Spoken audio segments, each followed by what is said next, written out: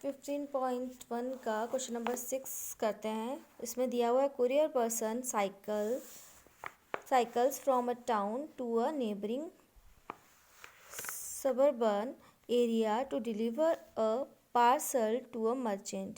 His distance from the town at different times is shown by the following graph. एक courier person है जो cycle से travel कर रहा है पास के ही गांव में किसी पार्सल देने के लिए मर्चेंट को, ठीक है।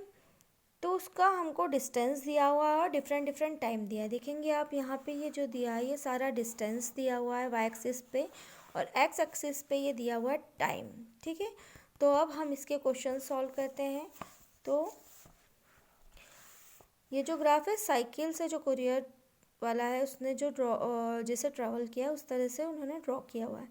फर्स्ट है what is the scale taken for the time axis. Time axis के लिए क्या स्केल लिया है आप काउंट कर सकते हैं। यहाँ से स्केल लेने के लिए आपने ग्राफ जो भी था ये 1 2 3 4 यूनिट का 1 आवर लिया हुआ है उन्होंने। 4 यूनिट जो है पूरी इसका 1 आवर दिया है। तो हम यहाँ पे लिख सकते हैं फर्स्ट क्वेश्चन में 4 यूनिट इक्वल्स टू 1 आवर, ठीक है।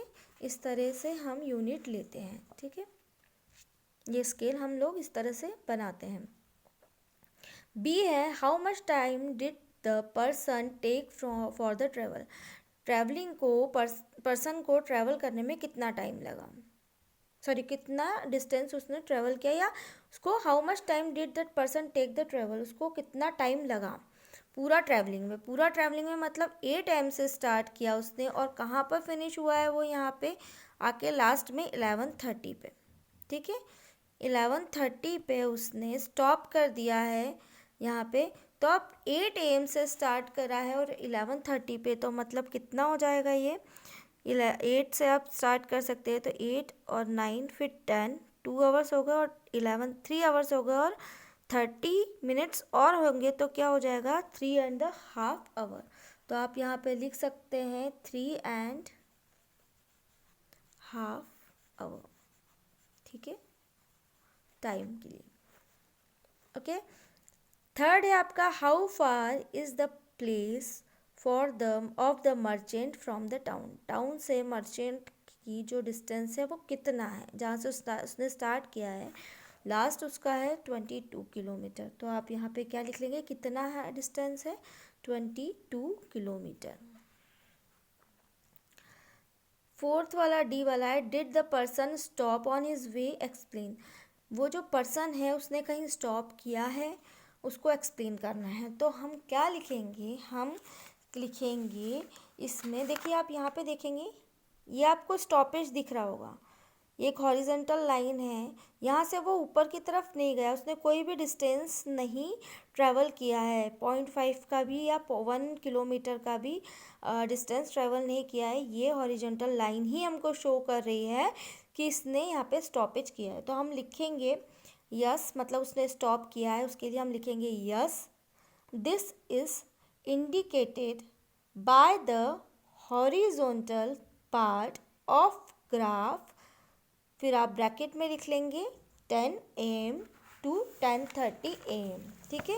ये जैसे लिखा है yes this is indicated by the horizontal part of the graph 10 AM to 10:30 AM। 10 AM और 10:30 AM के बीच में वो हॉरिजॉन्टल लाइन ही हमको शो कर रही है कि उसने वहाँ पे स्टॉपेज किया हुआ है, ठीक है। तो इसका आंसर आप जैसे मैंने बताया वैसे ही लिखिएगा। फिफ्थ वाला है during which period did he ride fastest. सबसे ज़्यादा उसने फास्ट ड्राइव कब किया है। आप देखेंगे लाइन सबसे ज़्यादा लंबी यही वाली, जहाँ से स्टार्टिंग पॉइंट है वहाँ से उसने जो ये ट्रैवल किया है सबसे लंबी लाइन है, बाकी आप देखेंगे शॉर्ट है सारी लाइंस।